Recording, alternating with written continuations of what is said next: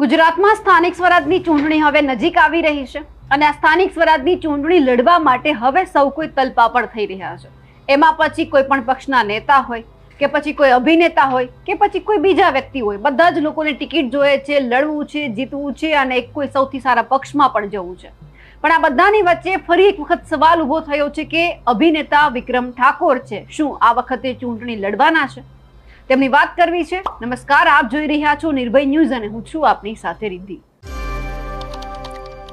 અભિનેતા વિક્રમ ઠાકોર અવારનવાર જ્યારે એમને મંચ ઉપરથી બોલવાનો મોકો મળે છે, અવારનવાર પોતાના સમાજને કંઈક કહેવાનો મોકો મળે છે, ત્યારે અવારનવાર તે કહેતા હોય છે કે જે વ્યક્તિ આપણા સમાજ માટે સારું કામ કરતો હોય તેમની સાથે આપણે ઊભું રહેવાનું છે, આપણે એમને સપોર્ટ કરવાનો છે, આપણે એમના પગ નથી ખેંચવાના। અને એમની સાથે હંમેશા આપણે એમને એવું પણ કહેતા સાંભળ્યા છે કે વિક્રમ ઠાકોરની ઘણી બધી માંગ છે, શરતો છે, જો એ સરકાર પૂરી કરશે કે કોઈ પણ પક્ષ પૂરો કરશે તો પછી એ વ્યક્તિ છે પક્ષમાં જોડાઈ જશે। પરંતુ હવે વિક્રમ ઠાકોર ફરી એક વખત મેદાનમાં આવ્યા છે। વિક્રમ ઠાકોરે ફરી એક વખત આ જ બાબતે નિવેદન આપ્યું છે।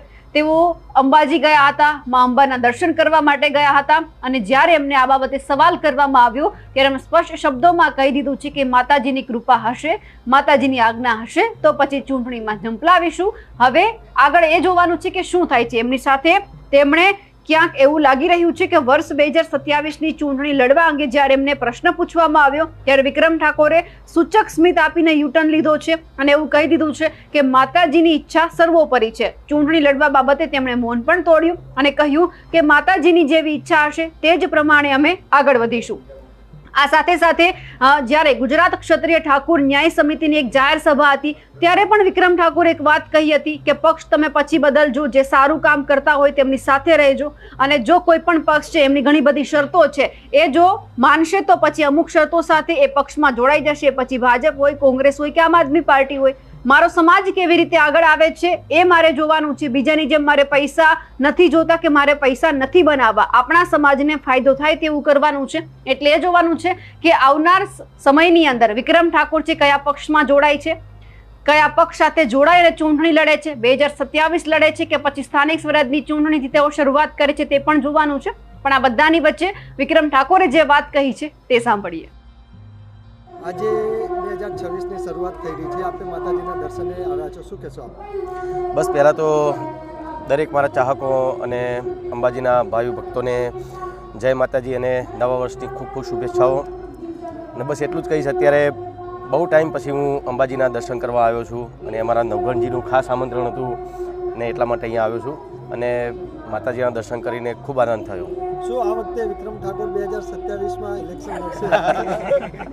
તમારા બધાનું આજ કેમ હોય છે? દર વખત ગમે ત્યારે તમે બધા મીડિયાવાળા મળતા હોય તો આ જ વસ્તુ કહો કે 27માં તમે શું કરવાના, શું નહીં કરવાના।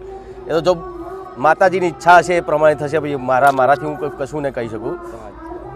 આજે 2026ની શરૂઆત થઈ રહી છે, આપણે માતાજીના દર્શને આવ્યા છો, શું કહેશો આપ? બસ પહેલાં તો દરેક મારા ચાહકો અને અંબાજીના ભાવિ ભક્તોને જય માતાજી અને નવા વર્ષની ખૂબ ખૂબ શુભેચ્છાઓ। અને બસ એટલું જ કહીશ, અત્યારે બહુ ટાઈમ પછી હું અંબાજીના દર્શન કરવા આવ્યો છું અને અમારા નવઘણજીનું ખાસ આમંત્રણ હતું ને એટલા માટે અહીંયા આવ્યો છું અને માતાજીના દર્શન કરીને ખૂબ આનંદ થયો। શું આ વખતે વિક્રમ ઠાકોર 2027માં ઇલેક્શન લડશે? તમારા બધાનું આજ કેમ હોય છે? દર વખત ગમે ત્યારે તમે બધા મીડિયાવાળા મળતા હોય તો આ જ વસ્તુ કહો કે 27માં તમે શું કરવાના, શું નહીં કરવાના। એ તો જો માતાજીની ઈચ્છા હશે એ પ્રમાણે થશે, પછી મારાથી હું કશું નહીં કહી શકું।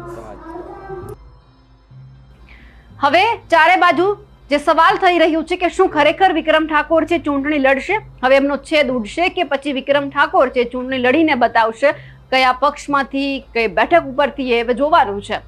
અમારા અહેવાલને લઈને આપને શું માનવું છે? વિક્રમ ઠાકોરે ફરી એકવાર જે ચૂંટણી બાબતે નિવેદન આપ્યું છે તેમને લઈ આપ શું માનો છો? કમેન્ટ કરીને ચોક્કસથી જણાવજો। સાથે જ અમારી નિર્ભય ન્યૂઝ ચેનલને લાઇક, શેર અને સબસ્ક્રાઇબ કરવાનું ભૂલશો નહીં। નમસ્કાર।